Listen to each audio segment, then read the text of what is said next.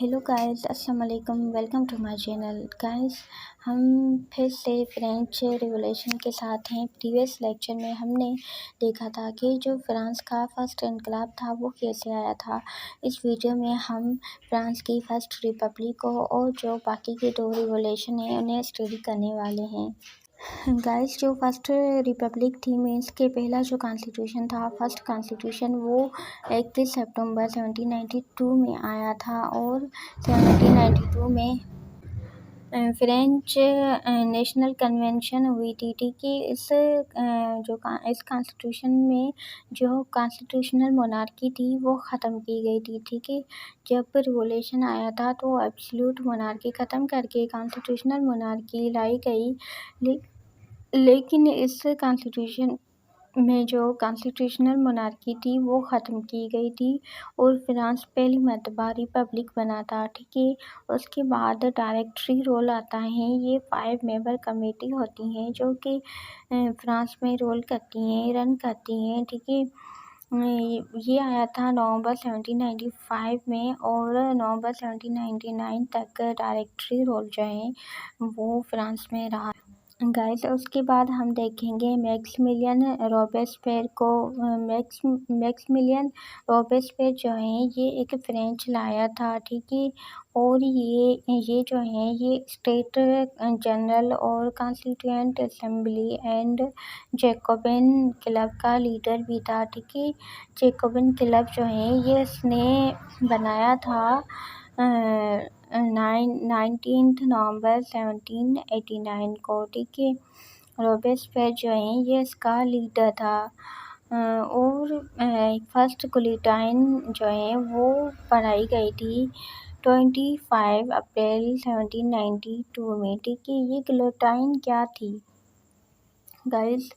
ये जो गिलोटाइन है ये एक मशीन थी जिसमें लोग जो हैं जो गुनाह करते थे जिन्हें फांसी दी जाती थी उनकी जो गर्दन है वो गिलोटाइन के नीचे रख के काट दी जाती थी। मीन्स के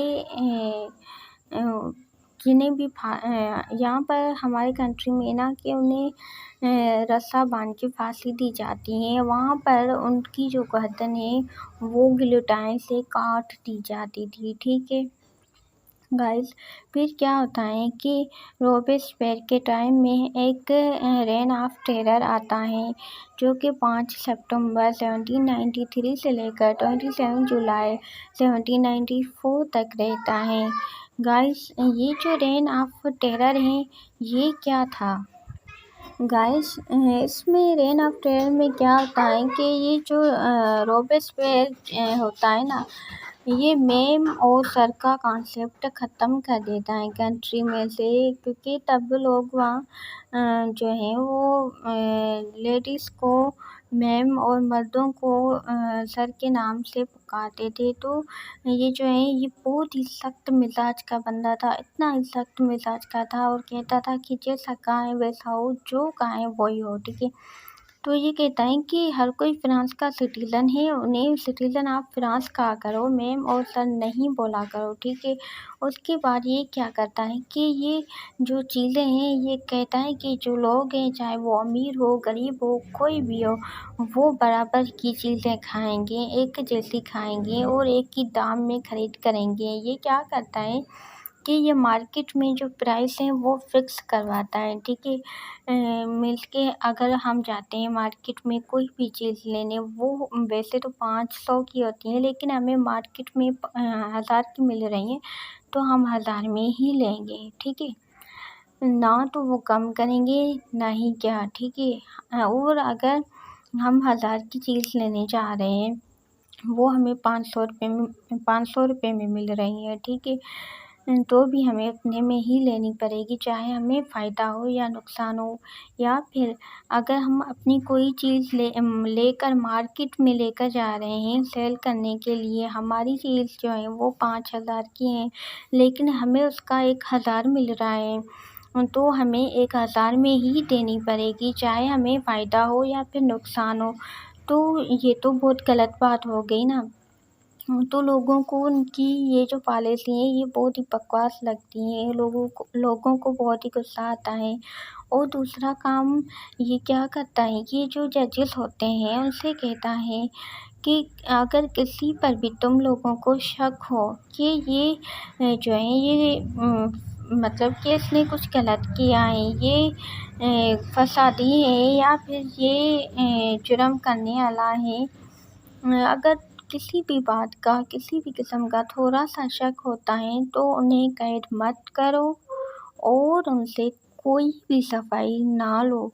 उन्हें उठा के सीधा गिलोटिन के नीचे देकर ख़त्म कर दो, ठीक है। उनकी जो गर्दन है वो उखाड़ दो, ठीक है। उनसे कोई भी सफाई ना लो, ना ही उन्हें जेल में कैद करो, ना ही कुछ कोई भी मुकदमा नहीं चलाओ उन पर, ठीक है। तो इनकी जो ये पॉलिसी थी इस वजह से काफ़ी जो लोग हैं गुनहगार चाहे बेगुनाह वो गिलोटिन के नीचे आकर उनकी गर्दन जो है वो काट दी जाती थी और इस तरह से वहाँ पर बहुत खून बहुत कत्ल बेगुनाहों के किए गए थे। फिर क्या होता है कि जो आवाम होती है, आवाम इंतहाई गुस्से में आ जाती है, वो इंतहाई बेज़ार हो जाती हैं, तंग आ जाती हैं और वो जो रॉबेस्पियर होता है उनके अगेंस्ट खड़ी हो जाती हैं, वो आवाज़ बुलंद करती हैं। लोग तो पहले ही इनकलाब को ले आ चुके थे, उनके लिए इनकलाब दूसरी बार ले आना कोई बड़ी बात नहीं थी। वो तो पहले ही बहुत सारी मुश्किलातों का सामना करके एक गवर्नमेंट को ले आए थे, ठीक है। तो क्या होता है कि रॉबेस्पियर को कैद कर लिया जाता है, पहले तो इन्हें जेल में रखा जाता है और फिर क्या होता है कि 28 जुलाई 1797 को इन्हें उठाकर उसी गिलोटिन के नीचे देकर इनकी गर्दन काट ली जाती है। जिस गिलोटिन के नीचे लोगों की गर्दन को देकर गर्दन काट लेने की पॉलिसी जो है वो मैक्सिमिलियन रॉबेस्पियर खुद बनाता है, ठीक है। इनकी अपनी गर्दन भी इसी गिलोटिन के नीचे ही कटती है। गाइस फिर क्या होता है कि जो डायरेक्टरी रोल था वो 1799 में ख़त्म हुआ, ठीक है। फिर जो है वो नेपोलियन बोनापार्ट आ जाता है। मीन्स के रॉबेस्पियर के बाद जो है डायरेक्टरी सिस्टम आता है 1795 में और 1799 तक चलता है, ठीक है। यही फ्रांस को रूल करता है। उसके बाद नेपोलियन बोनापार्ट आ जाता है जो कि बहुत ही अच्छा किरदार अदा करता है फ्रेंच रिवॉल्यूशन में। जो नेपोलियन है, नेपोलियन 1804 में आता है और 1814 तक रहता है। ये तो वैसे तो बहुत अच्छा होता है, फ्रांस में अच्छे काम करता है, अच्छा चलता है सबके साथ, लेकिन ये बैटल ऑफ लेपसिंग करता है। ये तो नेपोलियन जो है ये ऑस्ट्रेलिया के साथ वार स्टार्ट करता है और फिर Russia, Italy, Spain, Poland, Belgium इनके साथ भी पर्शिया इनके साथ भी ये वार करता है, ठीक है, जिसे बैटल ऑफ लेपसिग कहा जाता है। इसमें नेपोलियन जो है ये काफ़ी एरियाज़ पर अपना कंट्रोल कर लेता है और इनकी जीत होती है, ठीक है। उसके बाद ये बैटल ऑफ वाटरलू करता है, जो पर्शिया होता है और रशिया होता है, मीन्स के जर्मनी और रशिया के साथ ये बैटल ऑफ वाटरलू करता है, जिसमें नेपोलियन को बहुत ही बुरी तरह से शिकस्त मिलती है और जो रशिया और पर्शिया हैं वो बोनापार्ट को कैद कर लेते हैं, जेल में डालते हैं, ठीक है। 1814 में उन्हें जेल हो जाती है और फिर आगे चलकर 5 मई 1821 को 1821 में उनकी डेथ हो जाती है। गाइस फिर आता है Congress of Vienna. Congress of Vienna ये क्या थी? कांग्रेस ऑफ वियना क्यों हुई? गाइस कांग्रेस ऑफ वियना जो है ये सितंबर 1814 से लेकर 9 जून 1815 में होती है, ठीक है। इसमें जो है Australia, France, Portugal, Persia, Russia, Spain, Sudan, United Kingdom ये पार्टिसिपेट करते हैं। इसमें इसका क्या पर्पस होता है गाइस, इसमें कहा जाता है कि जो भी कंट्रीज़ हैं, जितनी भी कंट्रीज़ के एरियाज़ पर नेपोलियन बोनापार्ट ने अपना कंट्रोल किया था, कब्जा किया था, वो सारे एरियाज़ अपनी अपनी कंट्री को वापस दे दिए जाएं और जो बर्बन डायनेस्टी थी जिसका खात्मा किया गया था, लुइस 14 की बर्बन डायनेस्टी को वापस रिस्टार्ट किया जाए और जितने भी कंट्रीज़ की मोनार्की ख़त्म हुई हैं वो अपनी मोनार्की जो है वो वापस रिस्टार्ट कर लें। और फिर क्या होता है, जो बर्बन डायनेस्टी होती हैं वो रीस्टार्ट की जाती हैं और लुइस 18 को फ्रांस का किंग बनाया जाता है। ठीक है, ये फ्रांस का किंग बनता है अप्रैल 1814 टू मार्च 1815। ये जो किंग है ये कहता है कि चलो जो जैसा चल रहा है वो वैसा ही चलता रहे, जैसे ही जो भी कर रहा है वो वैसे ही करता रहे, मेरी जो बादशाहियत है, मेरी जो मोनार्की है वो मेरे पास है, मैं मोनार्क हूँ, यही काफ़ी है, बाकी जो जैसा भी चल रहा है वो चलता रहे। ठीक है, फिर क्या होता है कि इनकी डेथ हो जाती है। उसके बाद 40 आता है। 40 जो है ये 16 सितंबर 1824 से लेकर जो सेकेंड रिवॉल्यूशन आता है 2 अगस्त 1830 तक, ये जो है ये फ्रांस का किंग रहता है। ठीक है, ये जो होता है ये चाहता है कि मैं वैसे ही रोल करूं जैसे कि मेरे दादा और परदादाओं ने किया था।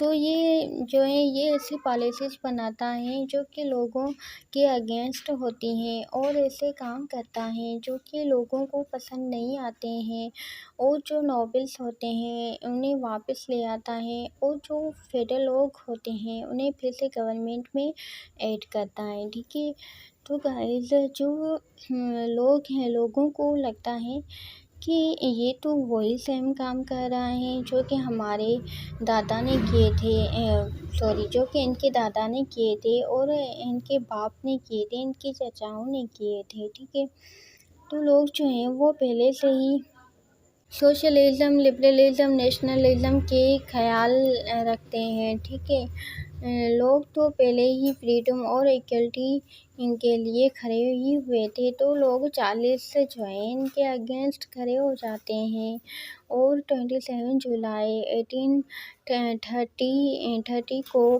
पेरिस पर हमला कर लेते हैं। ठीक है, जो है वो इंग्लैंड भाग जाता है क्योंकि वो समझ जाता है अब लोग मुझे नहीं छोड़ेंगे, और फिर जो बर्बन डायनेस्टी होती हैं वो उसका खात्मा किया जाता है और जो है लुइस फिलिप आ जाता है। ठीक है, फिर मेल्स के सेकेंड रिवॉल्यूशन आ जाता है जो कि जुलाई रिवॉल्यूशन भी जाना जाता है और थ्री ग्लोराइज टेल्स भी जाना जाता है। ठीक है, इसमें फिर जो लुइस फिलिप होता है, लुइस फिलिप को किंग बनाया जाता है जो कि फर्स्ट रिवॉल्यूशन से लेकर सेकेंड जो रिवॉल्यूशन होता है उससे लेकर थर्ड रिवॉल्यूशन तक फ्रांस का मोनार्क रहता है। ठीक है, 1830 से लेकर 1448 तक वो फ्रांस का मोनार्क रहता है और सेकेंड रिवॉल्यूशन में फिर से कॉन्स्टिट्यूशनल मोनार्की को जो है वो रिस्टोर किया जाता है जो कि फर्स्ट रिवॉल्यूशन में ख़त्म की गई थी, फर्स्ट रिपब्लिक में ख़त्म की गई थी और फिर सेकेंड रिवॉल्यूशन में फिर से कॉन्स्टिट्यूशनल मोनार्की आ जाती है फ्रांस। जो लुइस फिलिप होता है ये थोड़ा सुस्त टाइप का होता है, ये कुछ खास पॉलिसीज़ नहीं बनाता है और ना ही इनकी जो फॉरेन पॉलिसी है वो अच्छी होती है, और ये जो है ये लिबरल लोग जो होते हैं उन्हें राइट नहीं देता है क्योंकि ये उनसे बहुत ज़्यादा नफ़रत करता है। फिर क्या होता है कि जो लिबरल लोग होते हैं, लिबरल लोग जो हैं वो उठकर किंग के खिलाफ़ जो है आवाज़ उठाते हैं। ठीक है, फिर क्या होता है कि थर्ड रिवॉल्यूशन आ जाता है। फ्रांस में थर्ड रिवॉल्यूशन आ जाता है, जो कि फेब्रुअरी रिवॉल्यूशन भी जाना जाता है। और इस रिवॉल्यूशन को जो लिबरल लोग होते हैं वो लीड करते हैं। और फिर क्या आता है कि 1852 में जो नेपोलियन थर्ड होता है, नेपोलियन बोनापार्ट थर्ड होता है, ये आ जाता है। और ये 1852 से लेकर 1870 तक होता है। ठीक है, ये क्या करता है कि ये अपनी एक एम्पायर क्रिएट करता है, सेकंड एम्पायर। ठीक है, तो गाइस ये थे फ्रांस के जो थर्ड जो तीन जो थे ना रिवॉल्यूशन थे। ठीक है, अब हम अगली वीडियो जो बनाएंगे उसमें हम फ्रांस की जो 5 रिपब्लिक हैं ने स्टडी करेंगे। अपना ख्याल रखिएगा, चैनल को सब्सक्राइब करें और अपने दोस्तों के साथ भी शेयर करें चैनल को। आप लोगों की मेहरबानी होगी। अपना ख्याल रखिएगा। अल्लाह हाफ़िज़, बाय बाय।